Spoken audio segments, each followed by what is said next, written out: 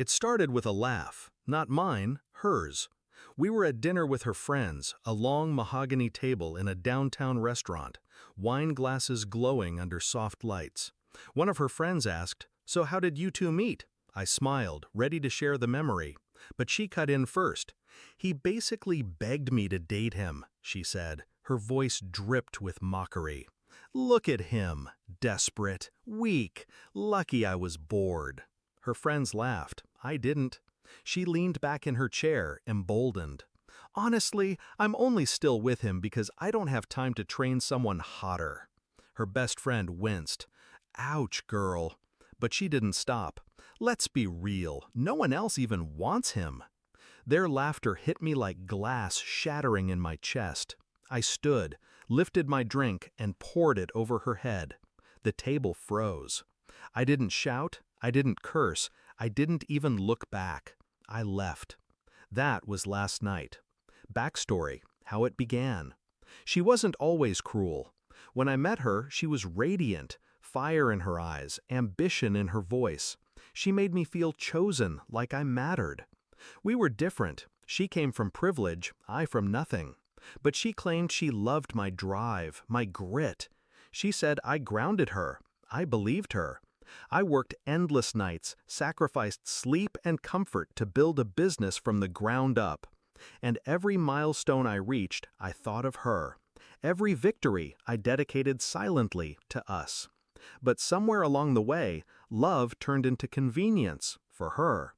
And I became less a partner, more a prop. Discovery of betrayal. The signs were there.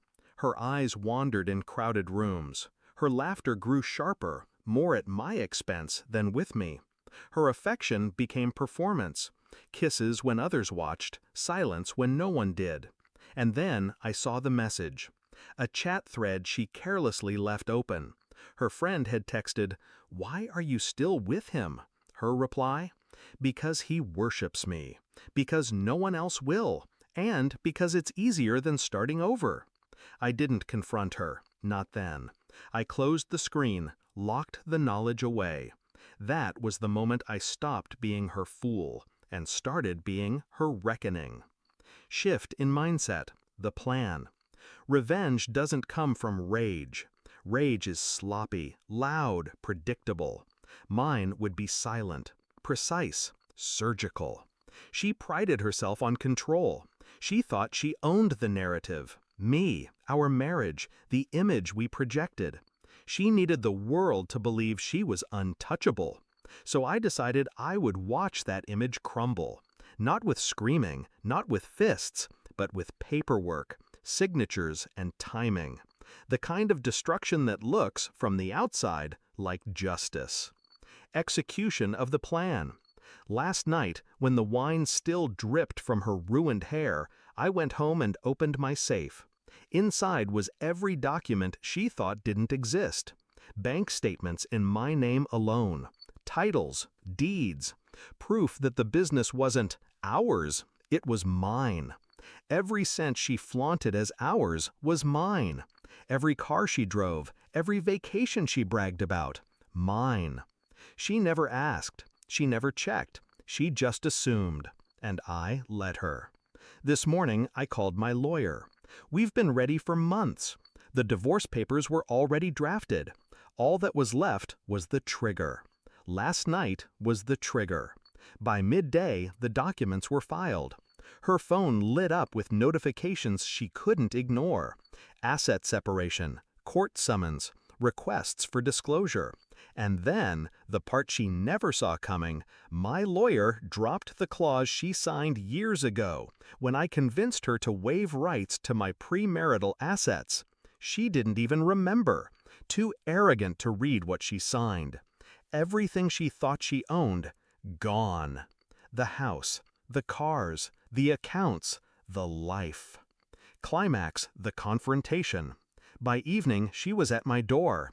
Hair damp, makeup smeared, desperation in her eyes.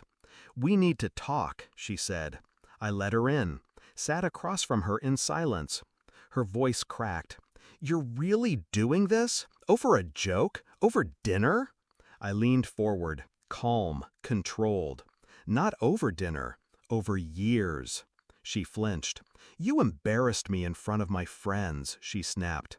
I almost laughed. You destroyed us in front of the world, one insult at a time. Last night was just honesty in the open. Her bravado collapsed. You can't do this. I have nothing without you. I studied her face.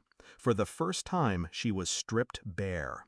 No mask, no arrogance, just fear. I stood, opened the door. Exactly. She didn't move. Tears welled in her eyes. Please, don't leave me like this. I held her gaze. You already did. And I closed the door. Resolution, reflection. Now she's blowing up my phone. Messages ping every few minutes. Apologies, rage, begging, threats.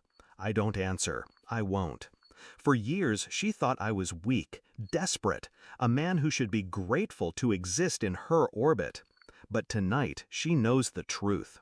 I was never desperate. I was patient. And patience, when sharpened, is the deadliest weapon of all.